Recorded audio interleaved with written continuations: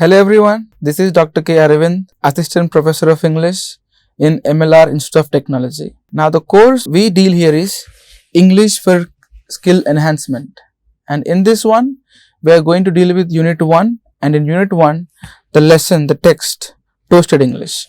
Now this is the topic for today. Now coming to the objectives of this lesson. The first objective is to understand the differences between American English and British English as observed by R.K. Narayan.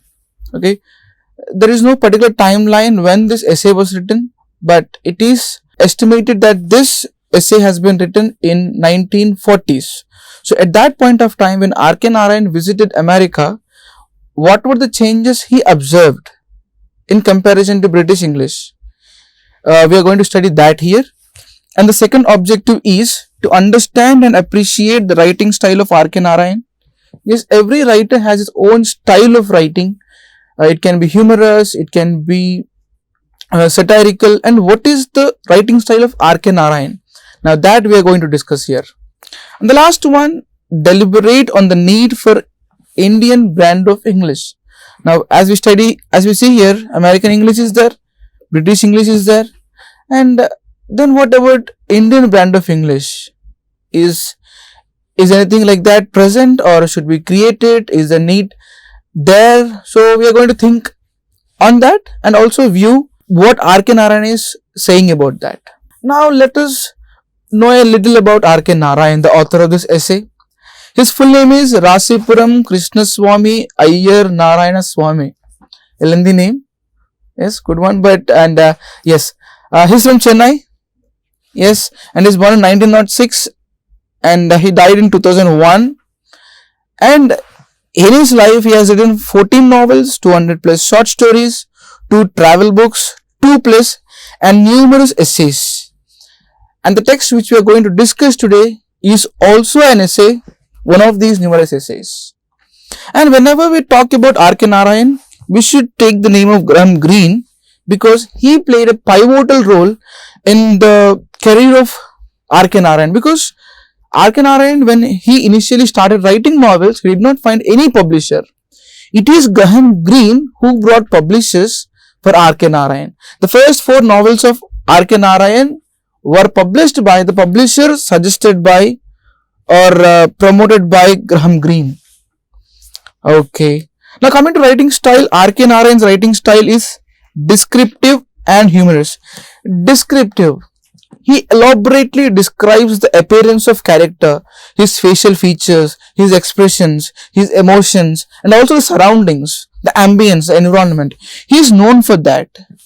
And coming to humor, yes, his essays are humorous and satirical. Now, as we go through the essay, in the various sections now, we understand how R.K. Narayan writes humorously. Coming to his famous works, there are many famous works. Some of them are Swami and Friends, The Guide and Mahatma, and Waiting for the Mahatma. There are many. And coming to his awards, R.K. Narayan has got many awards. If you see, the Indian government has released a stamp on his name here. So among the many awards he won, Padma Vibhushan and Sahitya Akademi Award are the best awards. Padma Vibhushan, second highest civilian award given to Indian citizen. Sahitya Akademi Award, central government award for writers. Along with all these, for his service in literature, he was elected as member of Rajya Sabha for 6 years in 1980s. So this is about R.K. Narayan. Now let us go into the text.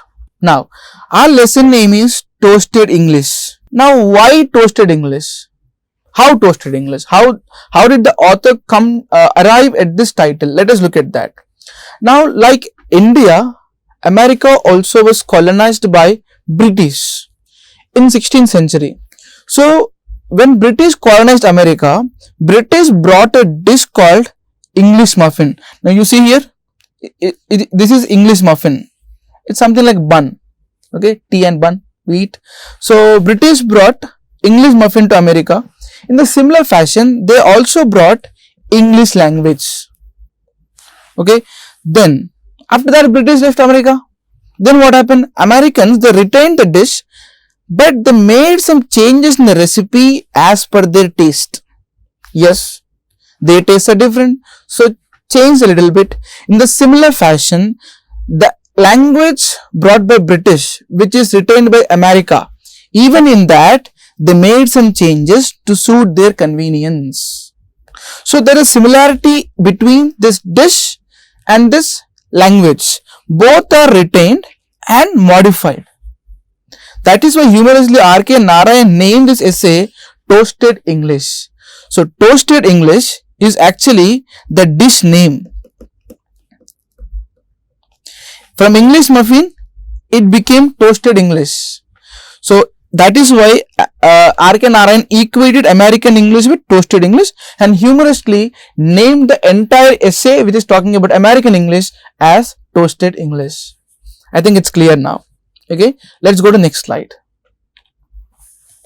Now let us go into the changes made by Americans. Okay, now what we do when we go to the streets, we observe the signboards, the nameplates, everything around on the roads. Now R.K. Narayan did the same thing. He observed the signboards and what he felt, he talked about it. Now when he observed the signboards, what he understood is Americans removed the stifling tyranny of passive voice. So what he means to say is British people used passive voice mostly on their signboards. Americans, they did not have passive voice because passive voice is not easy and simple to understand. An example here. Now the British people had on the signboard trespassing prohibited. Now that doesn't seem like active voice which you do on pen and paper, but that is passive voice. That is passive voice. Okay, trespassing is prohibited. Action is highlighted here. Trespassing the action, so action is highlighted, so that is passive voice. Now what did Americans do? See, newly planted, don't walk. Now if any person should understand this first line, trespassing prohibited, a commoner, do you think a commoner would know what is the meaning of trespassing? Do you think a commoner would know what is the meaning of prohibited? He may not know. And please remember, this essay was written in 1940s. In 1940s, the literacy rates were not high. So, a signboard should be read by all the people, even commoners. So, the language used on the board should be simple. So, Americans simplified language. Newly planted, don't walk. Don't walk. Common words. Most of the people who see this sentence on the signboard there, the moment they see, they understand. Another example, absolutely no parking. It's clear. So this is one of the changes made by Americans. Passive voice is removed, active voice is used. And humorously here, and yes, this essay was written in 1940s. Then India was under the rule of British. So Indians used British English. The people in India who spoke English, who wrote English, they imitated British English. So, the name board in India at that time, R.K. Narayan is recollecting what the signboards in India displayed. See, in case a person is parking in a space where parking is not allowed, instead of simply on the board, instead of simply having there don't park, the government in India then used to have this under municipal act so and so, this area has been reserved, etc., etc., and any vehicle stationed thereon will be deemed to have contravened subsection so and so of the motor vehicles have, etc., etc. Who understand this? I bet even you didn't understand. Only few of you might have understood, but this is the case. If elaborated sentences are there, if passive voice is used, people won't understand. Americans understood this, so they transformed to active voice and simple words, simple sentences. Another example, not mincing words, unambiguous and clear. If you see this picture on the right top, this one. Now this is a signboard from London in 1908. You see, the moment you see the board, though the message is clear, but the signboard is filled with many other words. Instead of only slow, there are many other words. The moment a rider sees that board, he doesn't understand what is clearly said there. He needs to spend some time, look everything and then understand. But see this one, this is an American sign. Clear and simple, only 3 words, do not pass. This is seeming like, in the video here, This might seem like a graphic created picture, but this is an original picture, old one, rusted one. That image is copy pasted here. So this is a real signboard, a old real signboard from American streets. But I could not find the exact year of this signboard. But this is how American signboard look like. You see, the moment you say this, do not pass. Simple and clear. So these are the changes made by Americans in signboards. Now let us see what other changes Americans have done. Another one, sudden keywords anywhere, anyhow. In simple words saying, they have some words which they use in many situations for various meanings. Yes, sounds a little weird, but this is true. One example is check. Check is a word they use in the place of investigate, scrutinize, verify, probe. Okay, investigate, where inquiry is done to get the facts. Scrutinize, where keen observation is given to minute details. The meaning of this one is different. Verify, verifying facts. And probe, asking questions to get information. Now all these four words have different meanings, though they might seem similar, but differences are there. But Americans, in place of all these words, they use only the word check. Not only these, there are many other words. Check room. It's not visible. Let me write little bigger. Check room. Okay. In India, we have clock rooms. In railway stations you go, in airports you go, you have clock room where you can put your luggage. In America, they say check room. Check girl. Check girl or check boy. Check boy. Okay. The person who takes care of that luggage is check girl, check boy. Check in, check out, the words which we use. And even the bill, when you go to a restaurant, here we ask for a bill. Even British people ask for a bill. In the place of word bill, Americans use the word check. So check is an example of word where Americans use in many places and any manner possible. Okay. And this is why Argan again, his humorous style of expression. Okay. He says, when you go to America, you are speaking to someone and out of a sudden, you don't get a word to say your intended meaning.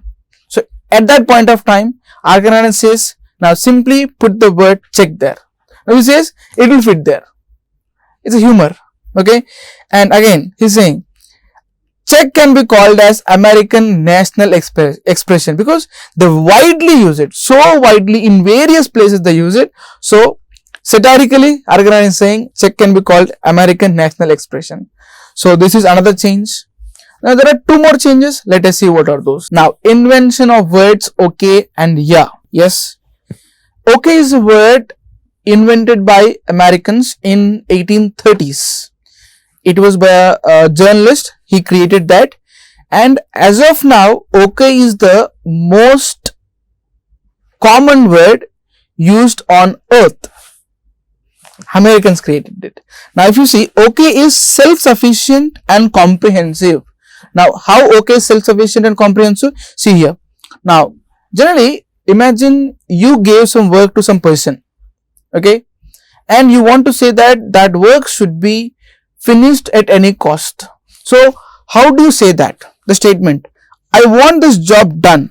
Okay. I want this job done. Okay. You say that way. Now what is okay there? That okay means, did you understand? Is everything clear? Now imagine saying, I want this job done. Did you understand everything? Is everything clear? No. Saying that long sentence, big sentence, it doesn't suit. Simple word, small word, okay. I want this job done. Okay. Simple. And even the other person, they can simply say, okay. He need not say, yes, I understood, sir. Sir, no, I did not understand. Simple. Okay, sir. Not okay. A single word, self-sufficient, entire meaning in that. So that is how it's self-sufficient and comprehensive. Now another word, yeah, is invented by Americans. Yes, the word yes is already existing. Americans transformed yes to yeah. Okay. Now why transform yes to yeah? Okay. Now when you're talking to an official, okay, if you're talking to someone whom you refer as sir, then you can say yes sir, yes ma'am.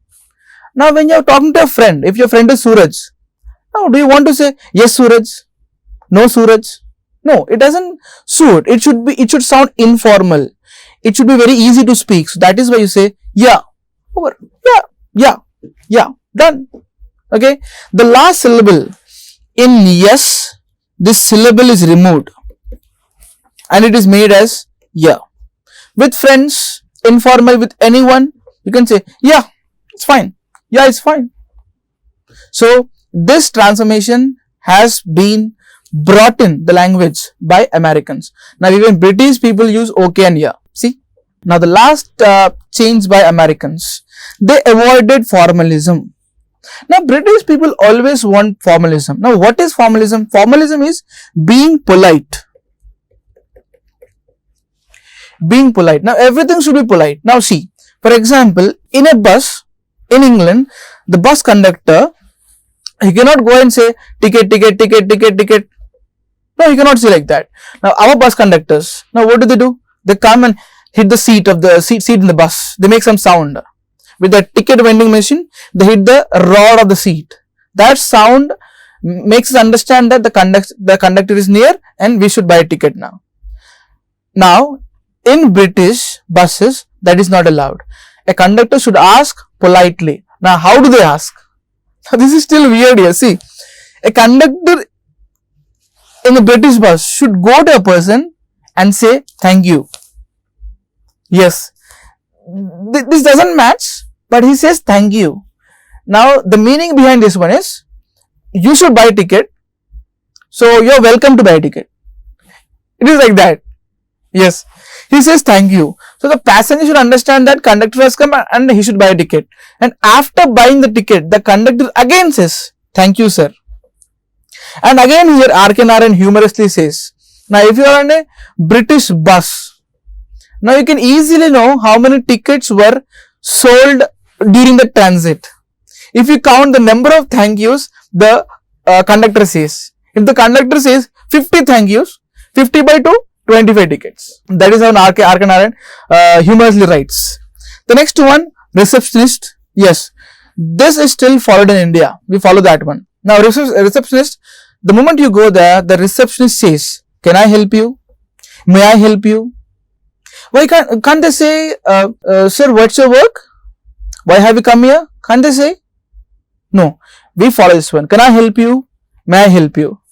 Though the person there, the receptionist there, inside they don't have this tone. They are not polite inside. The inner meaning is, what business you have here? State it. Otherwise, get away from here. Though they feel that way inside, they should practice this formalism. So to the outside, they should say, can I help you? That is one example. Another example of formalism, very common expression. Even we say this one, excuse me. Now somebody is blocking your way, we go to them, instead of saying, please move, we say, excuse me. Why do you say, excuse me? Simply say, no, sir, you are blocking the way, please move. Done. But we say, excuse me. Now why British people use this excuse me, but the internal intention is, why are you blocking the way and causing a problem here? You are blocking the way, causing a problem here, get away from here. The internal meaning is that, but still to the outside they should say excuse me, because in British culture they should maintain that formalism, and same thing is reflected in the language. So this is another change. Americans removed all this. Okay. Now the time for Bharat brand of English. Now we talked about British English. Now British brought English to America. Americans changed it according to their need. Now British brought English to India also. Now did we make any change? Now that is the question here. Okay. So what R.K. Narayan is trying to say here. Now English is used only in elite places, like educational spaces, colleges, schools, and those kind of places, courts, the judicial courts, and administrative offices. Now, when R.K. Narayan wrote this essay, only in these spaces English was used. A person sitting on a road, a person selling some vegetables on a road, under a tree, doesn't speak English, doesn't understand English. So R.K. Narayan in 1940s, he desired India to be in this way. Even a person on a road selling some vegetables should also understand and speak English, and that is what R.K. Narayan is trying to say, Bharat brand of English. And also he has a policy here, how it should not be mongrelized. Now Americans in some places, they did not follow grammar, they changed the structure of grammar there, they did not spell the words correctly, they did all those things. But R.K. Narayan wants Indians to follow grammar rules and should not mongrelize. Without mongrelizing English language, okay, and adding in our style of speech, our idioms, our expressions, that is Swadeshi stamp. With our style, our expressions, our idioms, if in English is spoken everywhere, even a person under a tree, that is called as bazaar status. So R.K. Narayan proposes Indian brand of English, which is not mongrelized and which should have bazaar status and Swadeshi stamp. Okay, so he also sees now practically how to make it possible is up to the readers, you people. Now you are speaking English. Now you know which English you are following. Is it British or American? Now it's time to start Indian brand of English, and you should put your efforts to start Indian brand of English if you think it is required. This is all about Toasted English. Signing off, Dr. K. Aravind, Assistant Professor of English, MLR Institute of Technology. Bye.